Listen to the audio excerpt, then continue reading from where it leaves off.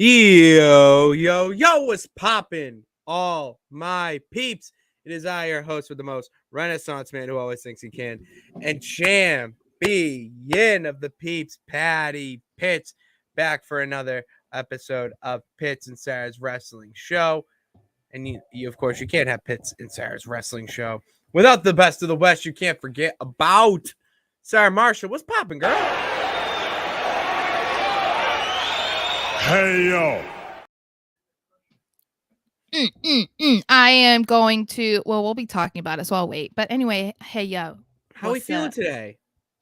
I am feeling excited to talk about my favorite man on the entire planet, John Cena. John Cena. I think I deleted that. That's unfortunate. I did. That would have been a great. See, this is why we don't throw away things. Mindset of a hoarder. But no, I think this episode's going to be a banger after banger after banger after banger after. I sure hope so. Because today we are talking about anniversaries. It is, hold on, let me get it here. Throwback Thursday anniversary edition, because we have two. I only knew of one, but Sarah, you reminded me. I think it was yesterday or 2 days ago, that we have two anniversaries of, I would say, historical, pivotal changes or events that happened in WWE. Yes. And you talked about your hubby. It was John Cena's debut this week. June 27th, 2002. And then June 28th. 25th anniversary of the Mankind Undertaker Hell in a Cell match. And the idea came to me. I was watching WWE's watch along that Mick Foley and Undertaker I watched that today. You did? Okay. I want your thoughts on it, because I thought it was unbelievable. Mm-hmm. Such a good idea to do. Have you ever watched those before? I've watched some of them. You should watch the one of Scott Hall and HBK talking about the ladder match. I will absolutely watch that, because I love those types of videos where you have two wrestlers watching an old match. You know what it is? I listen to a lot of them. That sounds really weird, but it's because the Matt Hardy pod with Alba does it. And every time I listen to it, I'm in the car. Yeah. So they're rewatching a match, and Matt is giving his analysis about what's happening here, this moment. His memory is insane, by the way.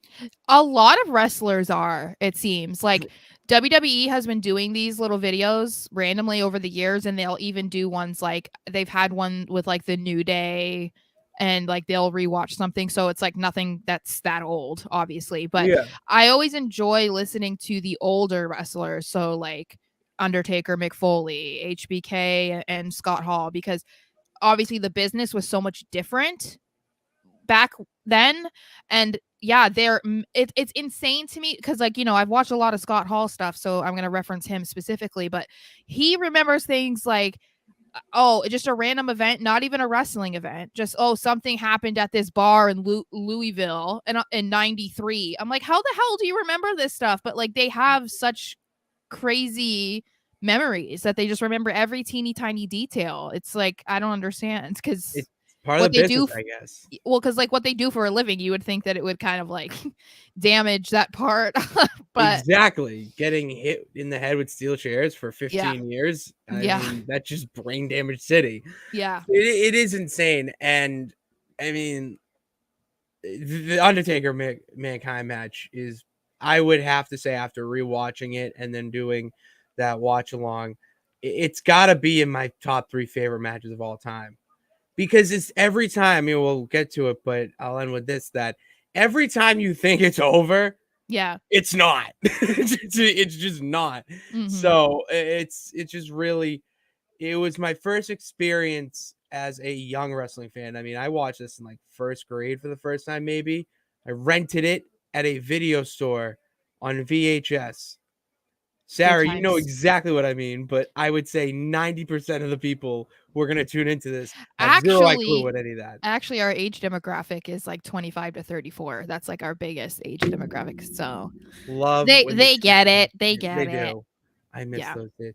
So I wa and I was like 9, or actually it was younger. It was like 6, 5 to whatever years old.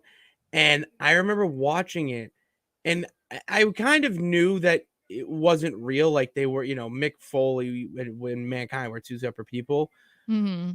But that was the first match that really fucked my mind up in the way of, okay, so his boss or his what, they just let him do that. They didn't, you know what I mean? Because you watch Yeah. sports for so long. Yeah. If someone goes out with an injury, they're done. They don't go Yeah. out.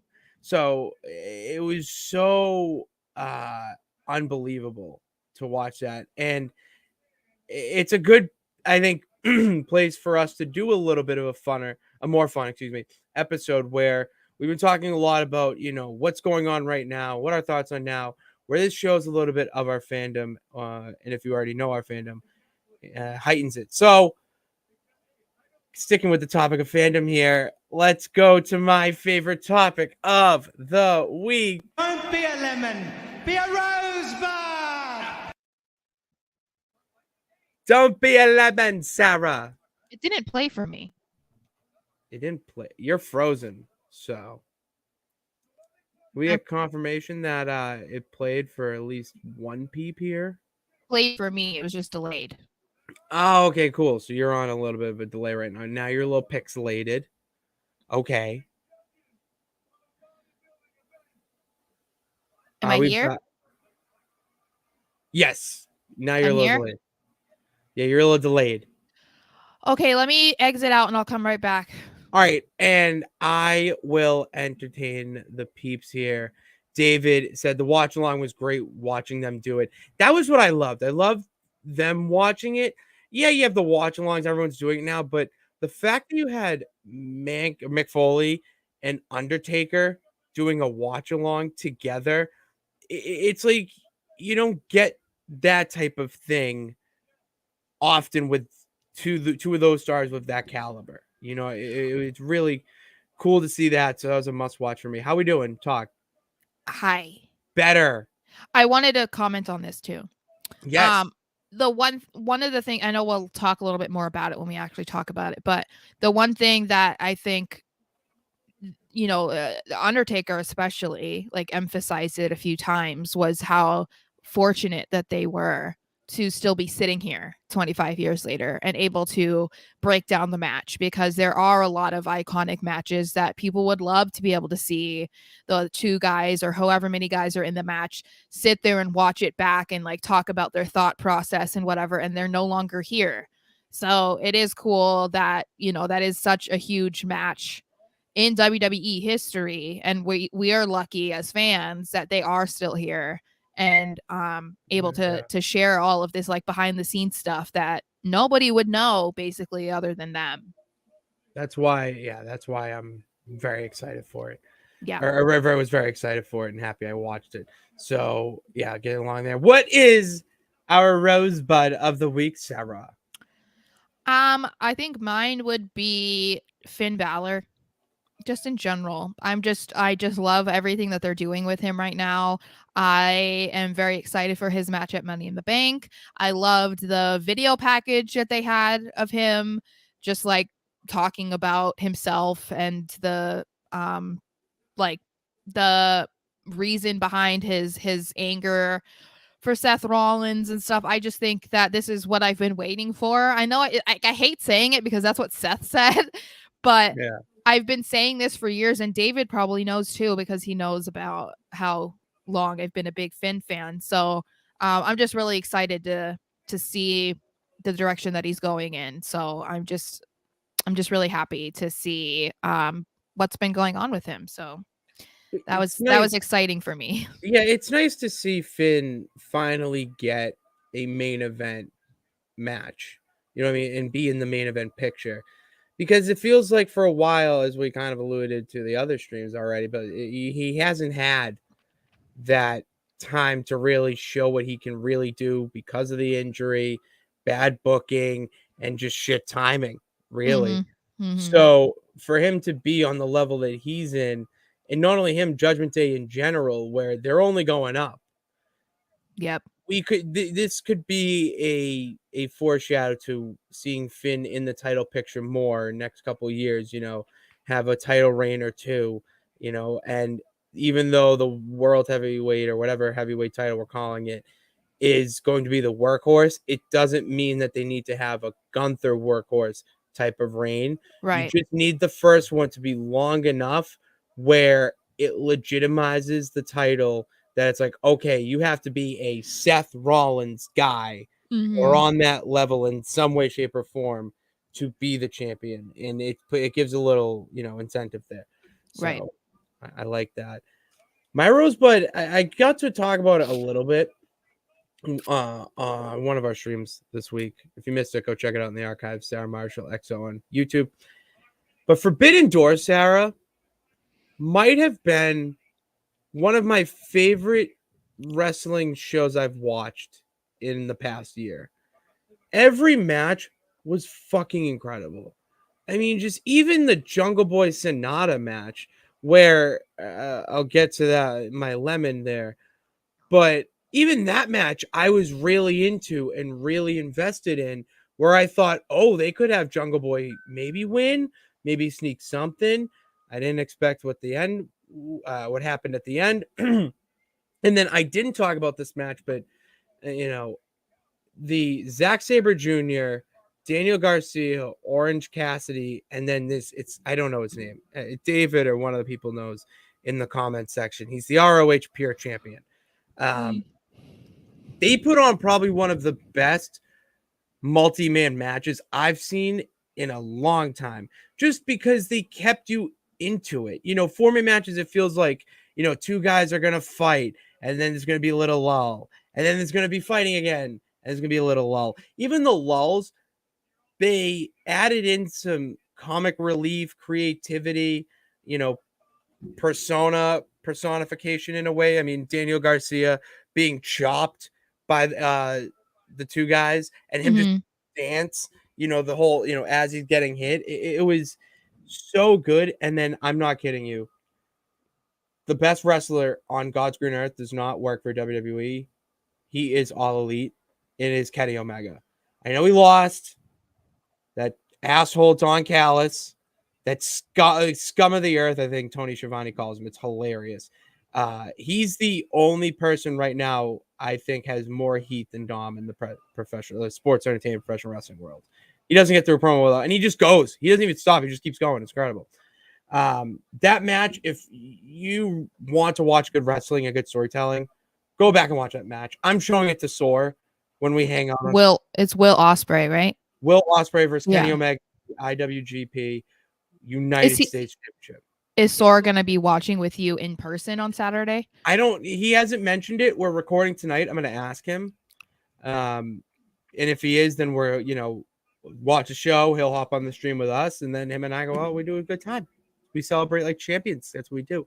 But no, I want him to watch that match because he needs to see a different style of wrestling, which will only help with his knowledge. So that match. And then the fact that Bryan Danielson tapped out Okada and he has a fractured arm, which kind of leads to my next Rosebud is Blood and Guts is coming to Boston. Did they just announce that it's coming to Boston? Yeah, just like in it. 2 weeks, like 3 weeks? They just announced it. But it's the thing is, it's a like television cable show, so I think they can get away with 2 weeks in advance. Like that's what Tony Khan's been doing with All Elite Wrestling, which I really like, is a little bit of what they've been doing with NXT is naming their shows, and their cable shows have their own, kind of pay-per-view feel to it. There's Blood and Guts every year. There's Grand Slam every year. There's Winter is Coming, different AEW Dynamite shows like that, similar to what NXT does with the Spring Break. Mhm. And there was another one, I think. The Great American Bash. The Great American Bash was an NXT show, not a pay-per-view. Shibata. Thank you, David. I knew someone would know it. That's the ROH Pure Champion. So yeah, I just that whole pay-per-view was incredible, and it really made my birthday weekend like cap off with the cherry on top. So I'll say that. It was fun. Sarah, we talked about good. Let's talk about bad. What do we not? What was just not a good taste in our mouth this week? Matt Riddle. That's it. It wasn't that bad. I'm just not. I mean, if I feel like there's nothing that really stood out to me that was horrible. So if I have to think about the part that I'm like, it's just like, Ronda Raquel. that's right. That was pretty fucking Well, yeah, terrible. but that was just like more annoying, like that. Yeah, I mean, it was bad, but I don't know. I don't feel like there was anything that stood out really that was like, oh, that was stinky. Maybe Charlotte's squash match. Yeah, that would fall into this territory.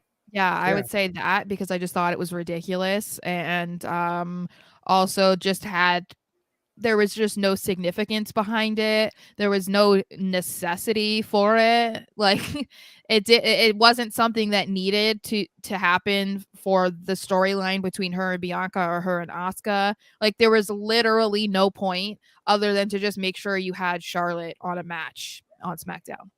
Like that was basically all it was.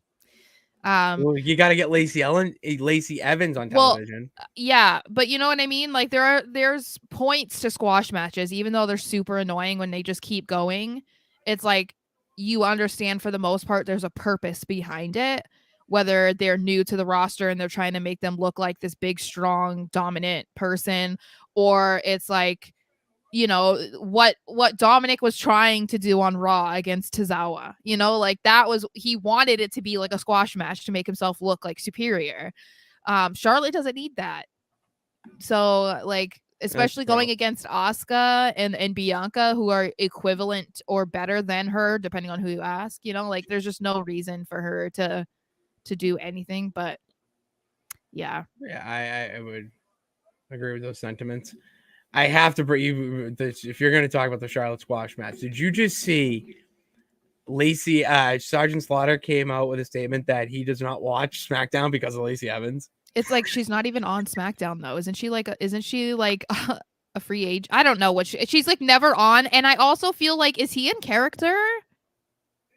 Like Sergeant Slaughter is always in character. He lives the gimmick. So then it has to be fake. Like he's just trying to be like, because I'm like, come on, dude, this is so his dumb. daughter said something. No, yeah, but his daughter was being dumb. I just feel like it has to be fake. Like this cannot be real because if it is, you guys serious. It's sad. It's really sad. And that's your opinion. That's fine. I just want to let you know that he said this. He is not appreciative. That's fine. And he's pissed that Lacey didn't call him to ask if she could use the Cobra Clutch as her finisher, which I don't think that's stupid. It's old school. It's old school, but at the same time, it's like, was he the first person to ever do that, or were the last person to ever do that? Because so that's what I mean. Like, Damian Priest asked Scott Hall if he could use Razor's Edge, but then White Noise is basically a variation of the Razor's Edge. Did we know that Sheamus asked Razor Ramon or Scott Hall for that? Yeah, I doubt don't think it. he did. I don't. So that's what I'm saying. It's like, yeah, Damian Priest did because he grew up like a huge NWO Wolfpack fan. Yeah. But like, it's not something that everybody does. They don't. It's like, because you weren't the first and you weren't the last, so why do I then have to like go and ask your permission to do something? Like, it's a wrestling move at the end of the day. You don't own it. Yeah, and the only ones that I would say for permission are ones that are, I'd say like a Styles clash. I'd say like everyone knows that's AJ Styles' move, whatever. Or it was Michelle McCool. She used it too. Sorry, I forgot about So, I mean, Michelle McCool may have gotten the inspiration from AJ Styles, though, because he was wrestling before she was, but she also did use it. I think one. The stunner. That's one, like, is. It's like one that stands out that you immediately associate with one person. Like the stunner is Stone Cold Steve Austin. So it's like, but we know that Kevin Owens got the approval from Steve himself. So it's like stuff like that you don't see very often, because even Razor's Edge, that's not something you see a lot of guys doing because they can't do it.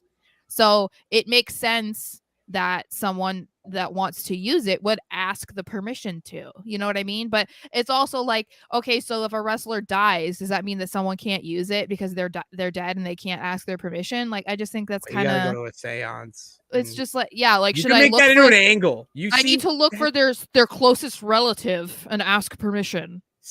that's why wrestling is amazing. You could make that into an entire month-long content thing where you are like talking to an out-of-worldly thing about how to be like take their finish move, all that. I don't know. My brain's going in many directions, but I think you could. I It's guess so. forbidden wrestling. Ugh. My lemon of the week, without a doubt, has to be, and I'm calling him Jungle Boy. Jungle Mhm. Boy heel turn promo, whatever the fuck that was. When I watch AEW, any wrestling really, before I react, because I know better at this point, we've learned, you gotta just digest it. You know, it's like when you taste a certain food that you never had before for the first time. You know, at first bite, you may not like it, but then, you know, you're swallowing it and you're like, this is pretty good. All right. It's got some kick to it. That's what things are. That's how things are now. And I just, God, it was awful. It just the entirety of it. I was cringing, and you text me, I'm pretty sure. Like, Mhm. are you watching or did you see Jungle Boy's promo? Mhm. And I didn't respond at first because I'm in mid, like, oh, like this. Just like, stop, like, take the mic away. Stop talking. Like, Stop talking. stop talking, please. You talk too much. Never shut up. Do you know what it's from? Botchamania. Come on, Sarah. Oh, I don't watch it. Oh, you gotta watch Botchamania. It's I mean, incredible. I've seen it, but I don't like it. Wasn't It wasn't funny or like entertaining to me. I think So they're hilarious. It humanized wrestling. So I what all I got from it really was that Jungle Boy is just you put him in the main event picture. Can't really make him Jungle Boy anymore. well, You that know, was that's kind of stupid from the beginning, but and the whole point about being a heel is you need to be more of a mouthpiece than a wrestler. And he just is a wrestler. He's good. And that's, I just praised the man in my rosebud, literally. And mhm. goddamn, it was just, and to go after Hook, I get what they're doing, but the way he executed it and the way he called out Taz and the, you know, I just, it's very Christian-esque, and you can tell where he's getting his inspiration from. To Basically just copy paste. to me, it feels like someone who's never had to be a bad guy before. And so they're trying to be like what they think a bad guy is or a heel is, you know? And Yeah. then also someone who's thinking too much about it because we get it, you know, like MJF is like, you know, or was the biggest heel in the company. And like he's known for being a talker. I mean, even WWE fans talk about it. He's incredible. But like, you don't have to be MJF and say controversial things or like I understand. do it, you know, speak similarly to him or even try to compete with him, you know, like because you're not gonna get there. And so I think this was just his first attempt of trying to be like, I'm a bad guy now, and it's like I'm just gonna see like I'm with the hottest bitch in Yeah, I was the gonna bring this like up. come on now, like that's not what a bad guy is, but like to me it feels like someone who doesn't have a whole lot of life experience. You know what I mean? Because like Yeah. that doesn't make you like a bad guy. Like You could like that was uh, just so blunt. You know what I well mean? also It did you ask wasn't. her permission? Did you ask if she was okay that you said that she was the hottest bitch in the company? Like was I she think okay with she that? has no. She has a gimmick. Like her gimmick is like she's the bitch that wrote Okay. something or like that. Still, She but you know what I mean? bad Like ass and a bad attitude, and then she said like bad bitch or something from a promo. I'm trying to think, they're but meant for yeah, each other she's then. huh? They're meant for each other then. No, but she's like good at being a mean girl heel. Like Okay.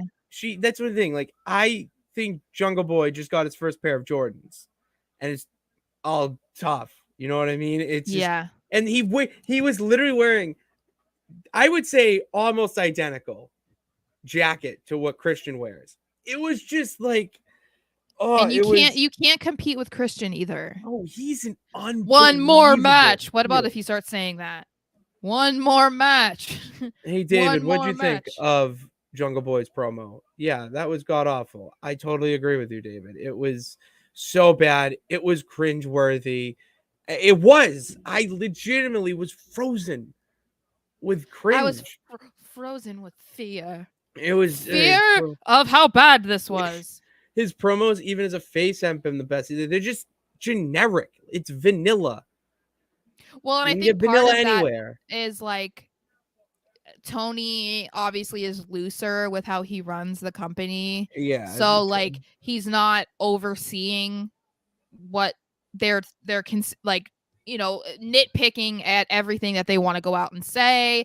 And they don't have like a performance center or something, you know what I mean, where they have like acting coaches or like promo classes. Like they don't have that type of thing that is installed in WWE. So it's like, you know, I think he probably needs to go to acting classes. That's probably what it is. You need to go and like try and develop a believable bad guy. Otherwise, you're gonna flop because you can't be one dimensional in wrestling. You know what I mean? Not It in this doesn't. day and age.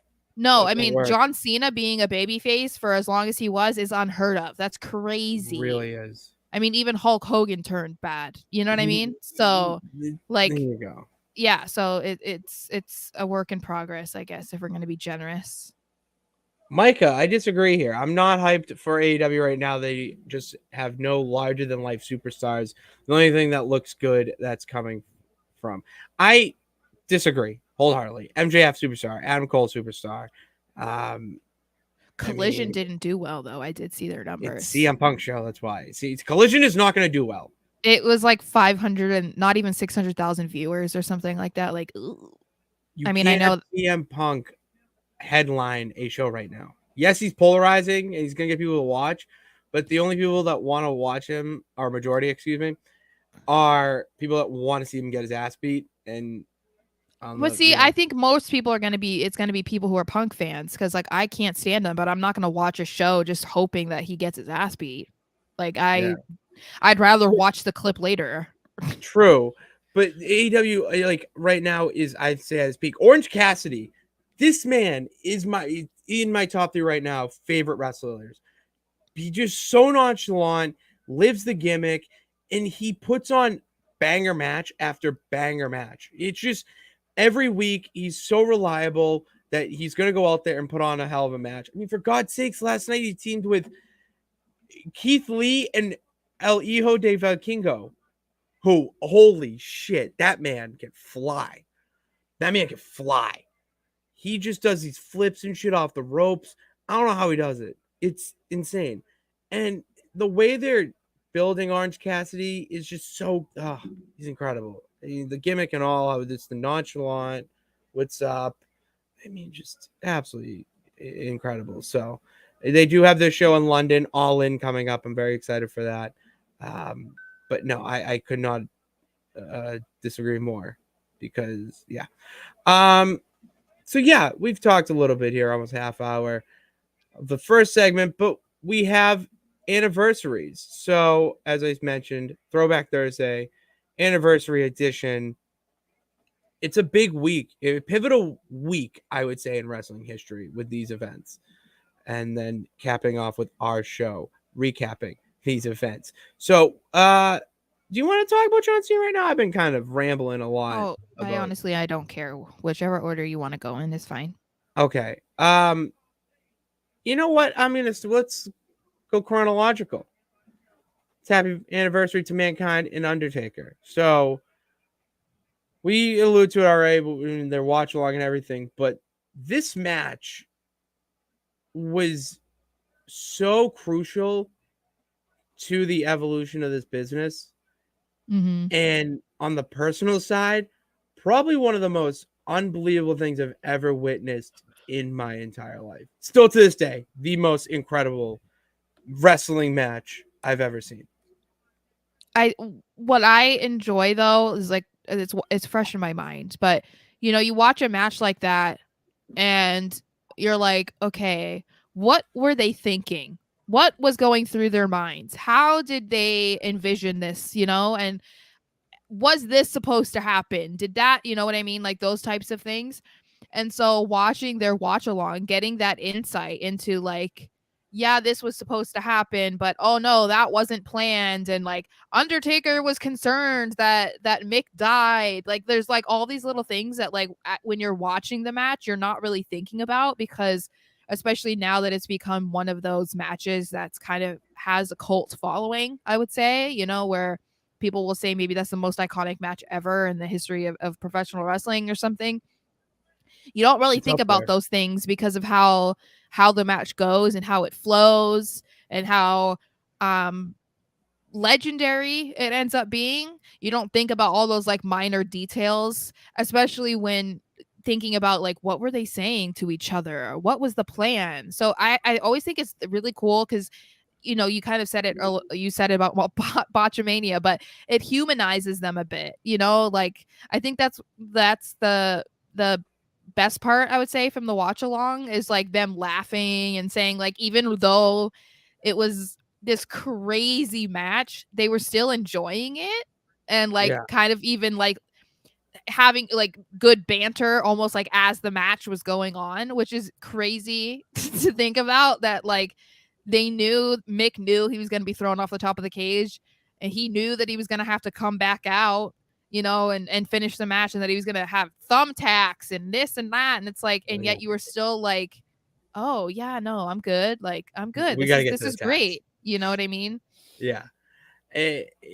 Like I've seen so much about this match at this point. I mean, I've watched, I don't know if it was a Dark Side of the Ring or a WWE thing, but I watched McFoley's whatever they did about it on his side, and then the Undertaker or someone did an anniversary show of it. I think it was like the 20-year Yeah, anniversary, or whenever I was in college, and I watched that, and to just hear those raw, stories for the first time, and feel the raw emotion of Mick telling it, from yeah. his side, like this man was just absolutely insane. You Mm-hmm. know what I mean? Like to be thrown off a cell, go through a table, and then just have the ability to get up and be like, I can go back for more. And it's just And the fact he then came back we will out, never see it again. We will and the fact that he never see came back out later in the show it. What was again, wrong with that? you know? Like Who he came back cleared out for him? Stone Cold and Kane. What the fuck?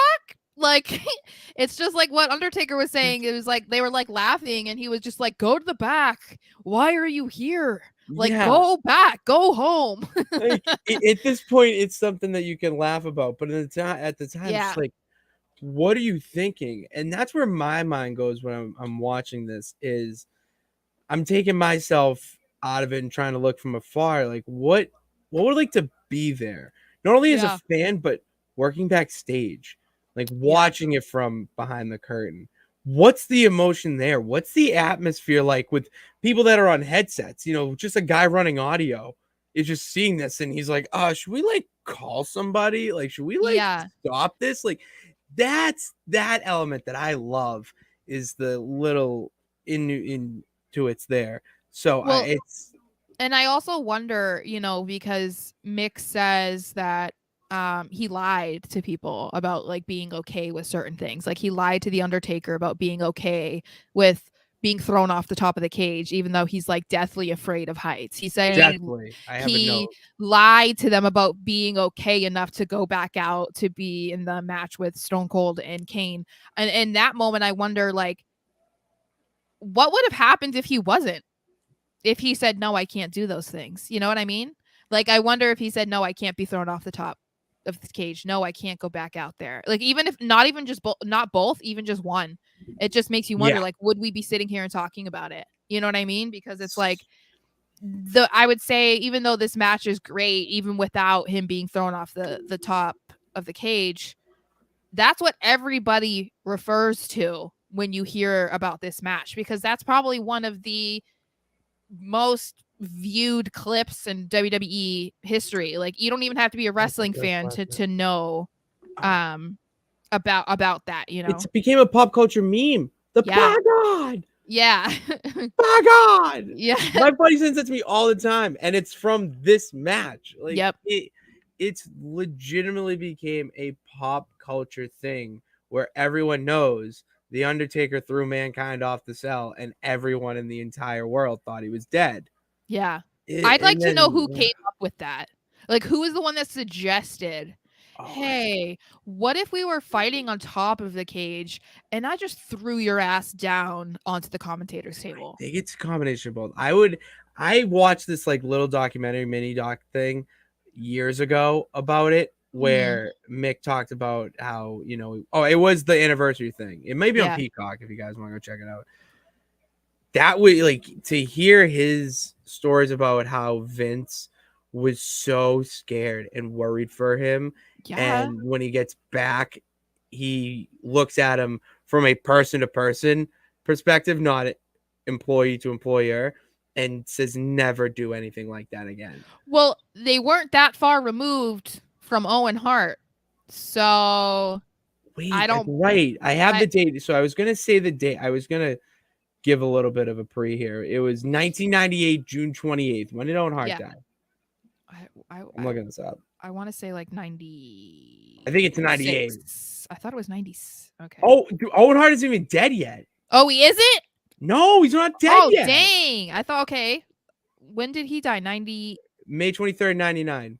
Okay, so then I was a little early. I was gonna say I wouldn't blame him, Vince, for being apprehensive because you don't want another guy on your TV dying. But that's crazy. Crazy. Yeah. That the Owen Hart death happened after Mick Foley's thing. Yeah, that's sad though. Like So the sad. details of that are so sad. Hearing it from people who were there was really sad. I think I listened to There's D'Lo Dark Side of the Brown. Ring coming out about it. I think I saw it was D'Lo Brown, I think, who was talking about it. Mm-hmm.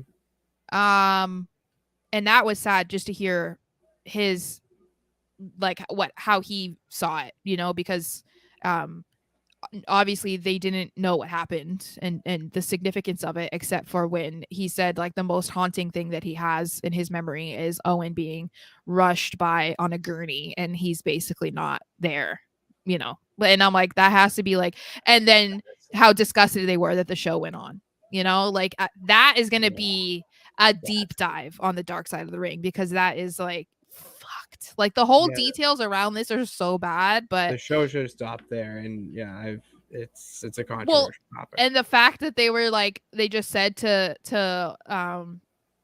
JR and Lawler, by the way, Owen's dead. You're going back live in 5 seconds. Like that's like how they said it to them. They were like, Owen's dead back in 10.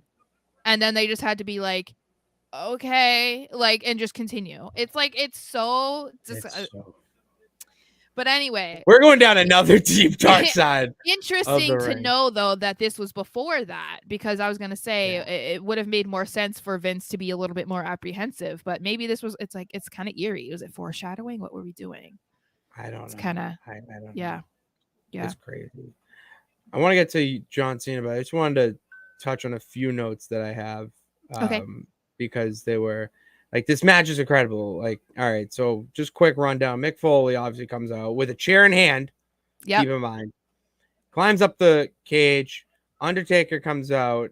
Mick realizes he fucked up and tries to get down. Can't, because doesn't want to ruin his character. All right, they fight on the cage, whatever. Then, Mankind gets yeeted off the cage. Keep in mind, Undertaker's doing this on a broken foot. I know. And it's like, that's crazy. When now that I've broken my foot, I could understand the pain he was in a heck of a lot more. And I didn't compete in a wrestling match. Exactly. You know what I mean? And yet he's just like walking like nothing's going on and he's doing all this shit. I'm like, I couldn't even stand with a boot on. How were you just like doing all of this and being like, yeah, whatever? Like it's insane. The two last notes I want to bring up. The cage up top was held together by zip ties. I think that's absolutely insane. Yep. That they were fighting with zip ties. and and they the said it fact that was different. Mick Foley wanted to suplex him on the cage, that Yeah. would have been another sort of tragedy. So Well, and they said that since Undertaker was in a cage match or Hell in a Cell match a year before, he said that they did something different in this match to put the cage together because there were no zip ties holding the cage together the year before. So I find that interesting too, because you knew beforehand that they were going to be on top of the cage for a lot of the match, and yet you didn't make sure that it was better like reinforced. Like, yeah, just it's just and fortunate that nothing severe happened. You know what I mean? Otherwise, it's like, insane. yeah. Yeah. Mick Foley said that he thought his night, the worst part of his night, was over. And this, keep in mind, he said this after being thrown off the cell. Gets so much worse because then he gets up out of the grace of God, climbs back on the cage, choke slam through the cage, and then when he gets choke slammed through the cage, this is an insane statement. He thought he would bounce on the ring, whatever, On the cage, yeah. 'Cause on they the didn't know, yeah, they didn't know the cage was bounce. gonna He was break. not. Yeah. He was not Yeah. bouncing. Point is, Yeah. he was not bouncing anywhere. He lands on the chair, and because of that, his tooth goes in his nose. This is That all, iconic image yeah. is his tooth in his nose. Yeah. Mentioning Owen Hart, there's way too many like eerie things about this. Like Way too many years. him falling out of that high. Yeah, I don't like Mick Foley it. fought twice. Three times if you count No Way Out. Yeah, I think, I wasn't a Mick Foley fan. When I mean, You're I was super younger fan, though. yeah. But it was like, he was a hardcore guy. I wasn't into that as a little girl. I didn't want to see, barbed wire and blood and like chair shots and stuff. Like I wasn't into it. But I mean, obviously you respect him because there will never be another Mick Foley. There's no way. I don't know if you could name another wrestler that would have gone through what you went through in this match that early and then still was able to come back and do the rest of the match and then come back out later. There's nobody. That's a Mick Foley thing. We'll never see that ever We'll never again. see that again. Mm-mm. And then my final thing was that this entire time, Undertaker just wants to go home. He wants to end this for the safety of himself and Mick Foley. Mm-hmm. The entire time, Mick Foley is just saying, we got to get to the tax. Mick Foley is the only one who went through tax, by the way, in the match. Yeah. And he was saying, we got to get to the tax. After going through a cage, off the cell, hit with steel steps. He did get a pile driver on a steel chair, though. Decent offense there. But he goes through tax, not once, but twice. Sarah. Did you hear what he had to say, though? He said when they got to the back, he had to ask Undertaker if they got to the tax because he couldn't remember. Even though, and Undertaker's like, yeah, he's covered in thumbtacks, but he couldn't remember. And I was like, that's kind of scary, too. Like, he had no recollection of being thrown on top of, like, thousands of tacks, but... It's absolutely insane. It's just... All right, your turn. That's enough of that. That was a hell of a match. But yeah, we have another anniversary. It's your hubby, your boo thing, the man, the myth, the legend, the GOAT himself, John Cena, his debut anniversary. What's the year? How many years? 2002. How many years? 21. 21 years. Yep. In case people are not aware, John Cena is my all-time favorite wrestler. And I feel like it's not as like controversial to say that anymore. You know what I mean? Because when he was still around and he was an active wrestler, if I said that my favorite was John Cena, people made fun of me. Because they were like, why though? Yeah. It was just because they hated him, or it was like a man being like, how could you like John Cena? He's for the kids. It's always like something like that. But now that I feel like he's kind of, stepped out of the ring for a while, people kind of were like, oh, wait, yeah, no, he actually was pretty good. He wasn't that bad. You know what I mean? Yeah. So I just have some little tidbits of my collection that I wanted to show you guys because, I mean, I have other stuff, but which I've mentioned. Like I have 2 of his Funkos. I have a signed Fruity Pebbles box. I think that's incredible. I have Cocoa Pebbles too, but it's not You gotta signed. get the matching sets, of course. Yeah, but it's not signed. I have this, which is on video, but I have the screen grab of it,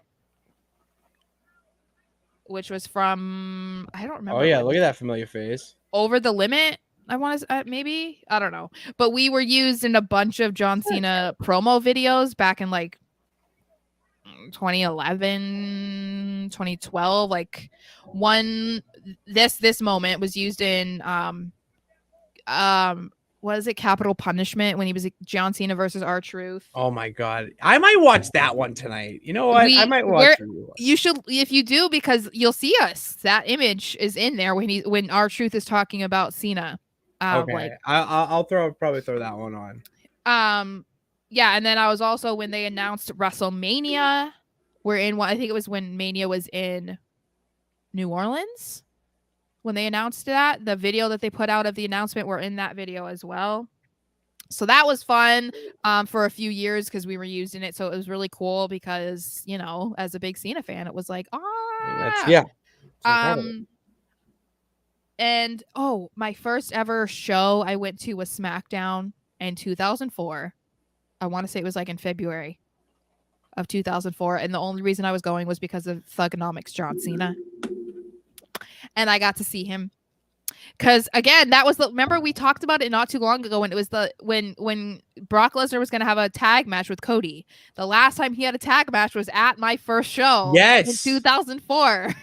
So that was really weird because they were like, the last time he had a match with a tag match was in 2004, and I was like, wait, what? Because it was when he tagged with the Big Show against Cena and Eddie Guerrero, and I was like, wait, I was there. It was in Tacoma, Washington, I think.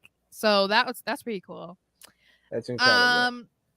Then this is one of my favorite pieces. It is a SmackDown magazine from absolutely incredible. When is it from? June 2004. So this was only a year. This was what, 2 years after he debuted, and I was already obsessed. So I got him to sign that. That's incredible. It's the June one. Ending June, whatever. That's so yeah, crazy. June 2004. Also, I have a friend. My friend gave this to me. This is crazy. You have good friends. I know. I'm not friends with him anymore, but maybe he's not a good friend. Yeah, he's in that photo of us with the sign. So I mean, since I was talking about meeting him, here's one of my photos from when I met him. This is from 2012. 2012. And then this is the first time I met him. 2012? That was 2012. I didn't meet him for the first time until 2011, which is this one. You go. This was the shirt. This is the shirt that Cena threw me that he is signing. Right here. Yeah. Do you have that here? Do you have that with? Yes, I do. Oh yeah. Okay, hold on. I'm trying to figure this all out. Okay, so Cena threw me a shirt at Raw. I have the video of it saved on my YouTube, or maybe I think I downloaded it as well because I was like, I don't want this man to ever take this down, because he threw me a shirt on Raw, and you can see that because obviously it was in the episode of Raw, and a guy behind me stole it from me for his girlfriend, even though Cena was talking to me from the ring and he knew it. I know. And so Cena threw me his shirt for the dark match when he was against CM Punk. So, because that was the summer of Punk. Yeah. So here's the shirt. Oh, geez. Here we go. Here's the shirt. Can you see the signature? I can't see the camera, so. Yes, I can now. There It's on the man being slammed. Literally a gigantic shirt. What is the size of that? It doesn't. That's the thing. They ripped the tags out, so I don't know. They ripped the tags out. I don't know if that's. I'd love to know what size T-shirt John Cena. This looks like it's like, and you have to remember too is he always wore bigger ones. Yes. So this is, I would probably say this is like a 3 or 4 XL. For it to be baggy on him, it would have to be, right? That it has to be like a 3XL at the Yeah. least. And this is the shirt I was wearing, which got his attention because it was his first ever merch in WWE, and I got it buying one today. And I got it signed right here. But because I don't want to ruin that, I don't wear it anymore. So that's why I ordered the new one, the one that they've recently released, which isn't exact because it looks like the colors are a little bit off. But you know, if you want to have that, it's kind of a cool little piece. That was always got his attention, so that's why I kept wearing it. Because I think he was just like honored, you know what I mean? Like, because when he threw me the shirt, the first shirt, he said to me, he looked at me, and you saw my shirt. Mind you, I wasn't being obnoxious or anything.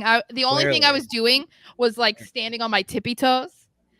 Well, like, Yeah, even though I'm front row, mind you. Like, why the fuck am I standing? Why am I standing on my tippy toes? You know. Really want to see it. And then he said, he looked at me and he said, "Nice shirt," and he winked at me. And then I don't remember everything else he said to me, which is really sad. And then he threw me the shirt. And then after, when they went to do the dark match, when he saw immediately that the guy stole it from me the first time. And so when he got back into the ring, he looked at me and he said, "Let's try this again." And he threw me the shirt and then made sure I got it. And so I said, "Thank you." And he winked at me again. And then I was dying on the inside. You are just melted. Yeah. Oh, like, oh my God. You're like, yeah. That's awesome. So yeah, it was really cool. And then what was cool is that happened on Monday and I was meeting him on Saturday. So it was like the perfect conversation starter for me because it was the first time I was going to meet him. It had been almost 10 years since I had been a fan at that point, so it was really cool to be able to be like, "Hi, oh my God, thank you so much. I just want to thank you that you threw me this shirt," and it was just like, "Huh," like just thank you. And then I asked for a hug, and I got a hug. So there you go. Good. And my last little piece I'll show you guys before is I also got this signed because that's when I fell in love, and it's this is from 2004. So that's the only man I know who can just rock a chain with a lock on it casually. So anyway, basically John Cena is like, he became my favorite. I would say that I started, my first favorite was The Rock. And and then I'm following yours, whatever. Those are my two. Yeah, and then John Cena came around and I was just like drawn to him. And I think also at the time I was living in Massachusetts and he was from there. So I was like, this is cool. And then I just like, I love heels and he was a heel for a lot of that beginning. So yeah. And then, you get so deep into being a fan of someone that you kind of like follow them for the rest of their career. So yeah. That's what I've done. And fortunately, he's ended up being a great guy, like person. What's crazy. That's an understatement. That is like the understatement of the century. Is he's a great guy. John Cena, from what we've heard, is a come to life superhero. Oh, I also have a wristband. I forgot about that. He threw me a wristband too. I forgot that. It's on my shelf. It's a green one. On you, really? I know that's not even the first one he's thrown me. The first time he threw it to me and my sister, I think, but we were like in the 100 level, like quite a bit away from the ring, and it was kind of like cornered. So like when he was on like one of the corners, like if you're sitting at the commentary desk, it would be the right corner from there. He tried to throw it to us and it almost made it to us, but it was like, okay, I appreciated the effort. I wasn't I was upset, but not like mad, right? And this one is embarrassing. This one is from when I was sitting front row at a SmackDown. I was wearing the Word Life shirt after he had signed it. And he's standing, I think I have the picture of it. He's standing like in front of me on that same awesome, Sarah. He's standing on that same turnbuckle, and he looks at me like he's gonna. Yep, here it is. This is from that night. He was taking off the wristbands. That's not the one he gave me. I didn't get the big one. And he looks at me because he sees my shirt and he like throws it to me. And because I'm like not athletically inclined, I couldn't catch it, and it bounced like off my hand onto like back onto the other side of the barrier. So like it was on the like by the ring.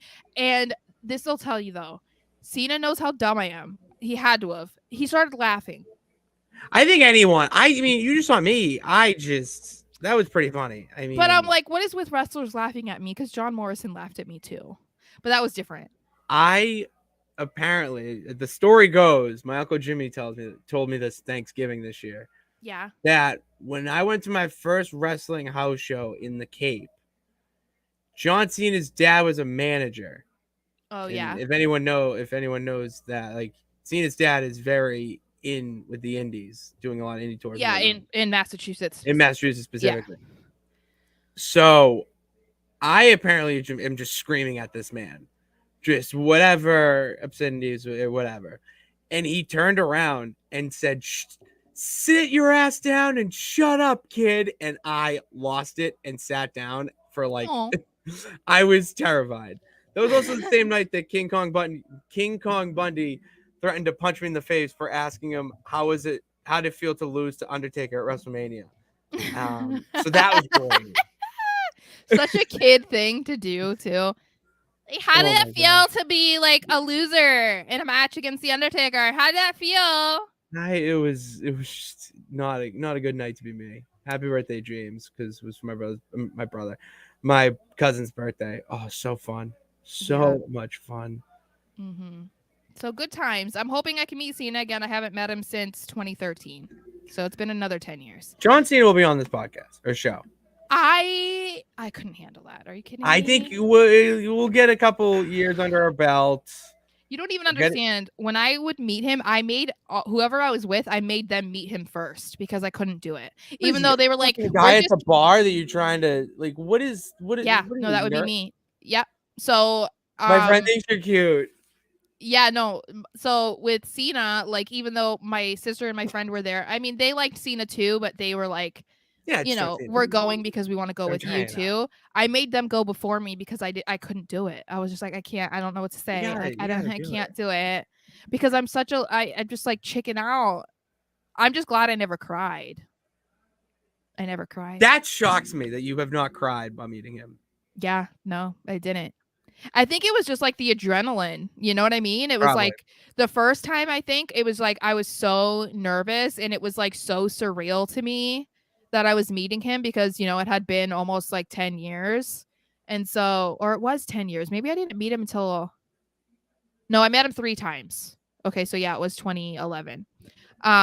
It had been almost 10 years. So I think it was just like, oh my God, like it didn't feel real, so. And then he's just always been so wonderful to me, like nice for he didn't have to be. So David says here, he really is a genuine person. I've never ever had a bad experience with him ever, and I've had some bad experience, like Punk threatened to murder me and my friend. Oh, so you're not watching Collision? I'm not surprised about that. Or is anyone surprised about Punk saying that? No, not really. Have you seen his Instagram? It's pretty much that. So yeah, let's get on to because we're a little late here. Yeah. And I got another show to film. So 1, 2, 3 count. Sarah, we've touched upon this a little bit. We've ordered our shirt. It's wrestling shirt season, everybody. So tweet us. What wrestling shirts are you rocking at @Pat_Pits and at @SmarshXO? We want to see. I need some inspiration. All right. I got my Cactus Jack McFoley on right now for obvious reasons. You've shown your shirts, so you got yours. And I ordered today the John Cena Hustle, Loyalty, Respect from when he came out at WrestleMania 22. That shirt. Is it the black one? The black one, yeah, black and white with that. And that's my favorite John Cena shirt to this day. So I had to add it. But I texted actually BRG, good friend of the program, the victorious one. I want to start wearing, indie wrestlers merch. and try to show, wear it on here, wear it out, tag them, all that to give them, that little bit of cred and, following and fandom that they need. Cause, it's a grind, Yeah. if anyone who has not been to an indie show, a house show, whatever, they have a halftime, like professional sports, the big four, they have a halftime. And during that halftime, you'll see wrestlers go out and sell their merch. That's what And I did when I went and saw EC3. he's always great. I have his promo, the one that he signed for me, over there. It's funny because it says Sara smiles XOXOXOXO, and then you like EC3, and I was like, thank you.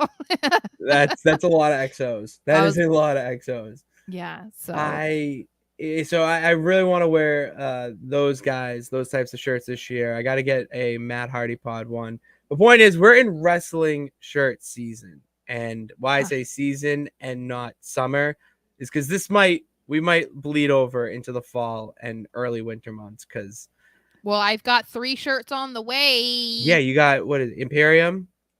Yes, boy. Imperium. And then I have We're Just Two Tasty Snacks and the John Cena Word Life one, so I can actually like wear it. That's smart. I'm just hoping that they're soft enough that I can wear them. That's what I'm hoping with the Hustle Loyalty Respect one. It needs to be new style. Cause yeah, I know I'm nervous because I'm like, please don't be sandpaper because I don't want to have to return you. I can't wear that anymore. I'm just not there. Like, they have to be a good material so that you can wear it as an outfit and people are like, oh, that's, yeah, because when they're like baggy, really rough, I'm like, I can't, this is not comfortable. So, and that's why I never bought shirts, because I was like, you make them with the cheapest cotton. So, but it looks, you know what I mean? It looks blocky when you wear it. You know what I mean? Like, yeah. it doesn't, it sticks out in a way, So it needs to be more like this shirt. I love this material. It's not a WWE t-shirt. I forget where I got it actually. So yeah, it's wrestling shirt season. So 2, I saw this question get asked on Twitter, and I just want your quick thoughts on it, because I think this could be an entire podcast episode. I really think it's gonna be an entire episode. Did the internet ruin or evolve professional wrestling? I think it's done both. And I'm like, I don't know how deep you want to get into this conversation, but I will say, well, yeah, do a quick little. Yeah, I would say opening statement. It ruined it because there's not a lot of room for surprise anymore, and a lot of wrestling that, it's really difficult for them to actually shock people because people are always digging around and trying to figure things out. You can access flight records and figure out who's flying where and at what time. So I would say like that the shock factor is not there, but I think it's helped in a way too, because they have direct access to the fans and what the fans want, what they like, what they don't like. And so it's like instant feedback that they weren't really ever able to get before. So I think, without getting too deep, I feel like those are 2 reasons, but I don't know if one is like more significant than the other. I feel like it's a kind of a double-edged sword. Yeah, I'll say for, because it obviously did both, but it evolved it more than it hurt it. And I would say with the amount of exposure that a wrestler can get, maybe if they're not getting, 5 or 10 extra more minutes on TV, they can use that for Insta or Twitter or whatever social media content. And then it's there and people can watch it. And maybe someone is just getting to know who you are and they want to know more about you and what your character's like. Then they can go to your social media profile and, kind of do them digging for themselves. And then, old stuff and be like, oh, look at this or whatever. So that could be a whole podcast episode that I think that is a good one to keep in the back there. And then to wrap it off, because we are wrapping up, 3, 2, 1, go. So you have to have watched Friends. I think we've talked about this, that you love Friends. Yeah. Okay. So in Friends, when Phoebe and Joey are doing that, like, and it's like, all right, you know exactly what I'm talking about? Yep. That's incredible. Okay. All right. So my plan is for us to give our own little 3, 2, 1, and then just say whatever's on our mind when it pertains to Money in the Bank. Okay. And it's a prediction. Okay. Okay. So empty your mind. Here's the thing with that prediction, because you're going to get in your head about the prediction, whatever. It doesn't have to make sense. It doesn't. It could be just a want. It could be a don't want. Most importantly, it can be anything. Just it's your gut reaction of Money in the Bank predictions to round the show out. You can start. So I'm gonna go. All right, I'm gonna count down from 3. All right. And it's just my first thought. Whatever comes to your mind, just say it. Don't even think. Just say it. Okay. But Money in the Bank related. Okay. Okay. 3, 2, 1. Finn Balor will be champion. Okay. I don't like that. Okay. I don't, but like kind of do. I don't know. All right. Okay, ready? Hold on. 3. I'm gonna try to empty my mind. Hold on. I'll let you Okay. know. It takes a little bit longer for me to empty my mind. There's a lot of thoughts and voices in there. All right. Go. 3, 2, 1, go. Santos Escobar is the Money in the Bank winner. Oh, interesting. I don't know why I know you were saying that the other day too. That's what I'm thinking. So I kind of hope you're wrong. I mean, that's because it's LA, you know, L Bay night. Oh my God. I just thought of that. Look at what we do. Look at what we create here in the Art of Streams. Just absolute gold. Amazing. Absolutely incredible. Well, I have to get to another show. We've been talking for a long time now. We thank you for listening to us talk for a very long time. We hope you enjoy the show. Tune in, or hold on, back up. Thank you for tuning into the show. Make sure you follow us. Okay. Subscribe to Sarah's YouTube channel, Sarah Marshall XO. And then follow us on all social media platforms, Twitter at Pat_Pitts, at SMarshXO, Instagram at Pitsy35, and at SMarsh_, TikTok, TikTok, SMarshXO. And yeah, we'll be back not even next week. Saturday night after Money in the Bank for our reactions. Maybe one of those predictions you just heard will come true. Who knows? That's why you got to tune in on Saturday. I would say like 30 minutes after the pay-per-view so we can get set up and shit. And then we'll be ready to go. And we hope to see you in the Art of Streams for that. Thank you for tuning in. God bless. Remember that you can do it. All I got to do is try. See you on Saturday.